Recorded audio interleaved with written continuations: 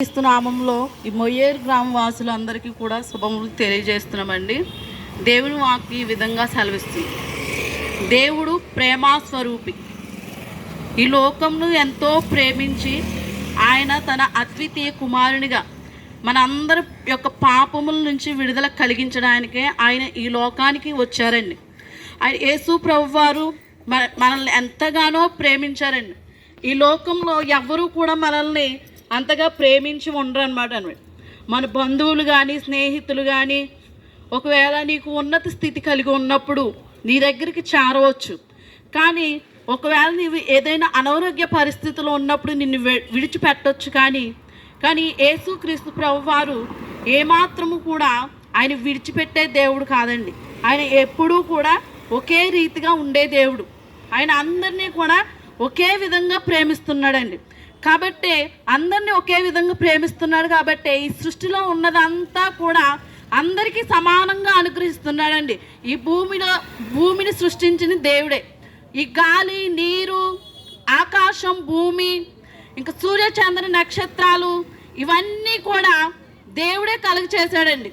వీటన్నిటినీ కూడా దేవుడు అందరికీ కూడా ఒకే విధంగా సమానంగా అనుగ్రహిస్తున్నాడండి. వీటన్నిటినీ మనం అనుభవిస్తున్నామంటే ఆయన ప్రేమ చేత వీటన్నిటినీ కూడా మన కోసం ఆయన సృష్టించాడండి. మనల్ని కూడా తన స్వరూపంలో చేసుకున్నాడండి. అంతటి ప్రేమ స్వరూపుడు యేసుక్రీస్తు ప్రభువారు. అలాంటి దేవుడు ఒకవేళ ఎప్పుడైనా సూర్యచంద్ర నక్షత్రాలు ఒకవేళ ఆగిపోతే ఒకసారి ఊహించుకోండి, అసలు ఎలా ఉంటుంది మన జీవితం? చీకటిమయమే అయిపోతుంది. ఒకవేళ చంద్రుడు పని చేయకపోతే రాత్రి ఉండదు, సూర్యుడు పని చేయకపోతే పగలనేది ఉండదు. అసలు దేవుడు సృష్టించిన అవే దేవుని మాట వింటూ దేవునికి లోబడుతూ ఏ విధంగా వాటి పని అవి చేసుకుంటూ వెళ్ళిపోతున్నాయో మనము కూడా దేవుని చేత ఆయన స్వరూపంలో మనము చేయబడ్డాం. కాబట్టి మనమందరము కూడా ఆయనకు లోబడాలని, ఆయన మనల్ని ప్రేమించి మనం పాపులమై ఉండగా మనము నశించిపోయి నరకంలోనికి వెళ్ళిపోతున్నామని ఆయన ఎంతో చింతించి మన కోసం ఈ లోకానికి తను తాను రిక్తినిగా చేసుకొని తగ్గించుకొని దాసుని రూపం దాల్చుకొని ఆయన మన కోసం వచ్చాడండి. అలాంటి యేసుక్రీస్తు ప్రభువారిని మీరందరూ కూడా మేము విశ్వసించినట్లు మీరందరూ కూడా విశ్వసించినట్లయితే ఆయన ఇచ్చే గొప్ప రాజ్యాన్ని ప్రతి ఒక్కరూ స్వతంత్రించుకుంటారండి. ఆయన ఇచ్చే ప్రేమను ప్రతి ఒక్కరూ పొందుకుంటారండి. అలాంటి ప్రేమను ప్రతి ఒక్కరూ పొందుకోవాలని, ఆయన ఇచ్చే రాజ్యాన్ని ప్రతి ఒక్కరూ స్వతంత్రించుకోవాలని మిమ్మల్ని అందరినీ కూడా కోరుకుంటున్నామండి. ఈ మాటలు దేవుడు దీంచును కాదు.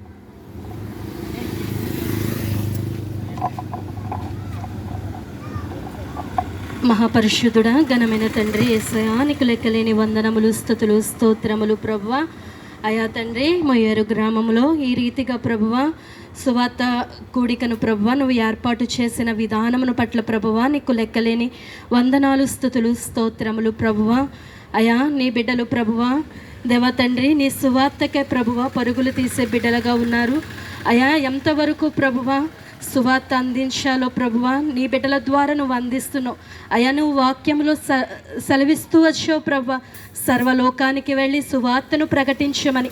అవునయ్యా, మేము అంత్యకాలంలో అయా తండ్రి యేసయ్య కడవరి కాలంలో రాకడ సమయంలో మేము ఉన్నాము. అయా ఈ రాకడ సమయంలో అయా తండ్రి మా అందరికీ నీ బిడ్డలైన వారందరికీ ప్రభువా ఎంతో పని నువ్వు పెట్టి ఉన్నావు. అయా తండ్రి ఆ పనిని ప్రభువా పరిపూర్ణముగా విజయవంతముగా ప్రభువా మేము సంపూర్ణము చేసి అయా ఆనాడు నీవు ప్రభువా ఈ లోకానికి వచ్చి అయా తండ్రి నువ్వు సువార్తను ప్రకటించి అయా తండ్రి నువ్వు సిలువలో పలికిన మాట సమాప్తమయ్యిందని అయా నీ బిడ్డలుగా ప్రభువా మేము కూడా అలాగే సువార్తను ప్రకటించి ప్రభువా సమాప్తమైందని ప్రభువా మనపూర్వకంగా చెప్పాలి ప్రభువా.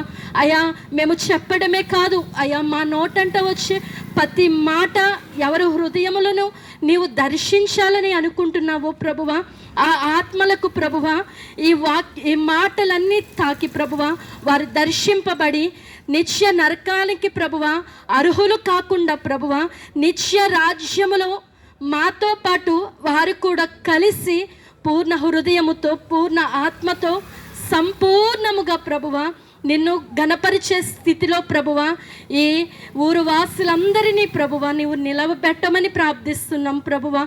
అయా తండ్రి, ఈ ఊరు వాసుల చుట్టూని పరిశుద్ధమైన కంచిని ఉంచండి ప్రభువా. నీ కౌగిటిలో ప్రభువా బిడ్డలందరినీ దాచి కాచి కాపాడండి. రాకడలో ఈ గ్రామము కూడా ప్రభువా మాతో పాటు ఎత్తబడాలి ప్రభువా. అట్టి స్థితిని గ్రామవాసులందరికీ నీవే దయచేసి మా ద్వారా ఈ గ్రామవాసుల ద్వారా నీవే ఘనత మహిమ ప్రభావాలను పొందుకోమని త్వరగా రానయున్న పరిశుద్ధమైన యేసుక్రీస్తు నామములో ప్రార్థించి అడిగి వేడుకొనుచున్నాము పరమ తండ్రి. ఆమేన్.